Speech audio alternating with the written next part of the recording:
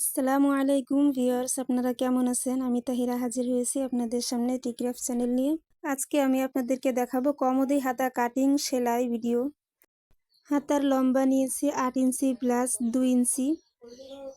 2 ইঞ্চি বাড়তি অংশ আমি ওই সাইডে রেখে দিয়েছি। আমি 3 ইঞ্চি শেপ ডাউন নিয়েছি, মহড়া শেপ ডাউন। এটা যেহেতু ব্লাউজের হাতা 1 ইঞ্চি পরিমাণ তালপাট কাটতে হবে। মোট 4 ভাঁজে কাপড় নিয়েছি 15 ইঞ্চি। আপনারা কে কোথা থেকে দেখছেন অবশ্যই কমেন্টে জানাবেন।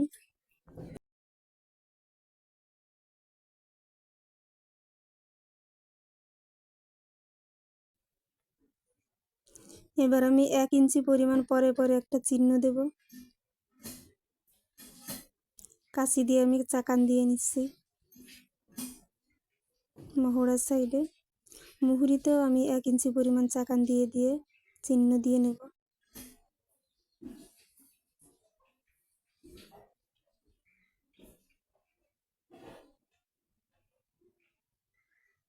আগে আমি মুহুরিতে কুচি দেব, মাঝখানে একটা চিহ্ন দিয়ে নিয়েছি। এবার 1 ইঞ্চি মাঝখানে রেখে 2 ইঞ্চির যে চিহ্নটা আছে ওটা নিয়ে আমি মাঝখানে এই সাইড থেকে একবার ওই সাইড থেকে একবার মুখোমুখি সেলাই দিয়ে 1 সুতা পরিমাণ ফাঁকা রেখে আমি কুচিটা বসাইলাম। আমি এই সাইডে 5টা কুচি দিয়েছি, ওই সাইডে 5টা কুচি দিয়েছি, মোট 10টা কুচি দিয়েছি। আপনারা যারা আমার চ্যানেলটি সাবস্ক্রাইব করেন নাই দ্রুত সাবস্ক্রাইব করে ফেলুন।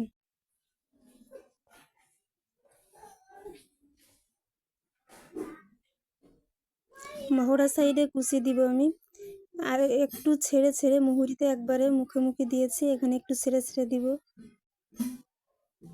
ভাঁজটা সুন্দর মতো বসিয়ে সেলাই দিব।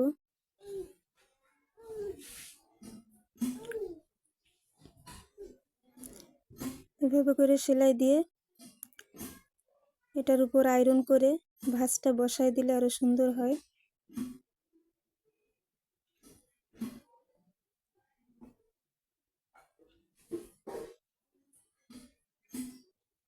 এবার আমি মুহুরিতে এখানে 1/2 ইঞ্চি পরিমাণ বাড়তি অংশ আছে, কোনা বের হয়ে গেছে, ওটা আমি কেটে দিব।